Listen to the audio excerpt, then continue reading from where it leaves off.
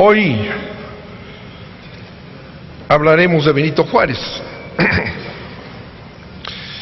Y habrá que preguntarse por qué persiste Juárez en la conciencia nacional, recordado como uno de los más grandes presidentes y más aún de los más grandes mexicanos. Gigante frente a pigmeos que lo han sucedido. Hombre de Estado frente a oportunistas y negociantes. Podríamos mencionar solamente dos virtudes de la enormidad de valores que representa Juárez para los mexicanos: el patriotismo y la honradez.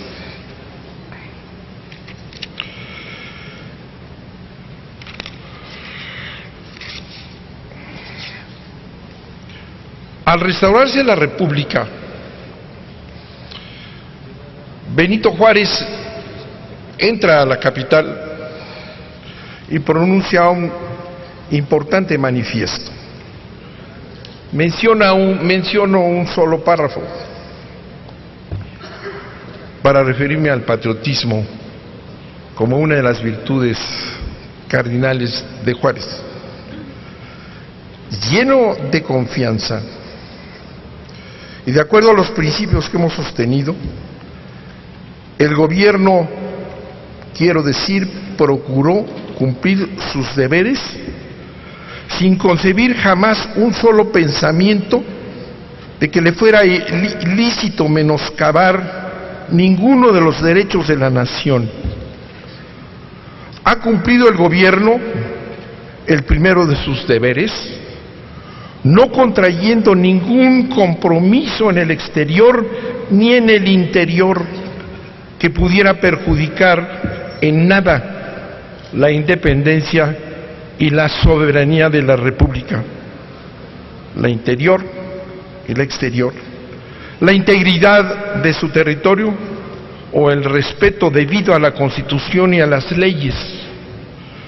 Sus enemigos pretendieron hacer otro gobierno, otras leyes, sin haber podido consumar su intento criminal.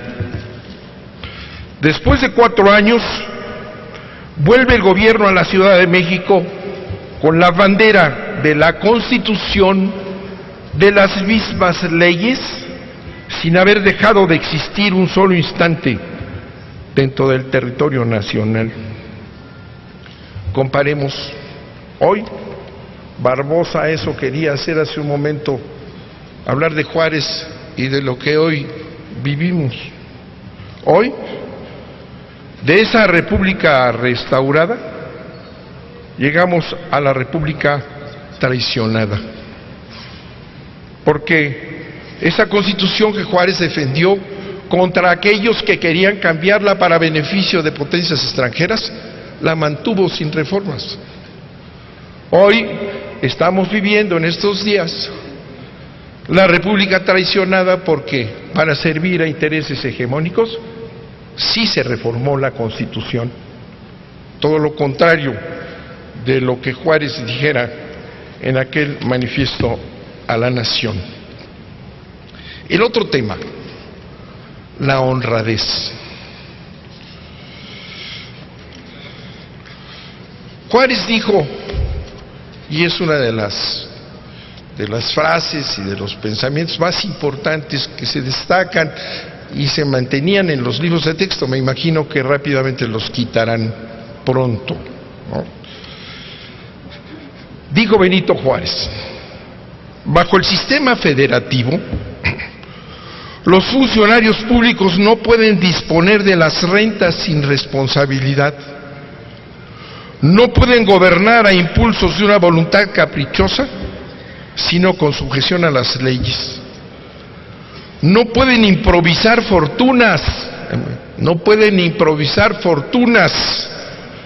ni entregarse al ocio y a la disipación, sino consagrarse asiduamente al trabajo, disponiéndose a vivir en la honrada medianía que proporciona la retribución que la ley les señala. De esa república de la honradez, de los grandes principios que se establecen para el funcionario público, obligado a vivir en la honrada medianía que proporciona la retribución que la ley les señala, hemos pasado hoy a la función pública como la oportunidad para el enriquecimiento impune, para las enormes fortunas que están atrás de la reforma energética y de otras más. Oceanografía. Y ahora los moches, que ya no son privilegio de un partido, sino de varios, los moches, ya salieron.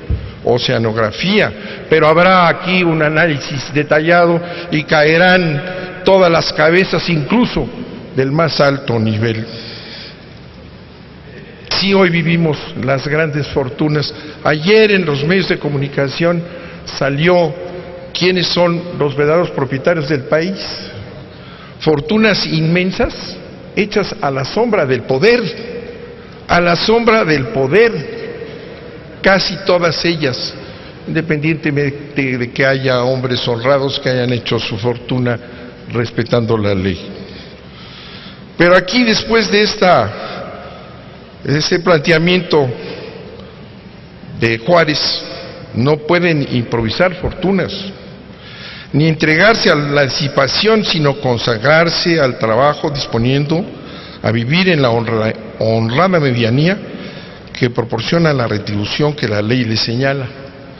Esa honrada medianía ya no existe.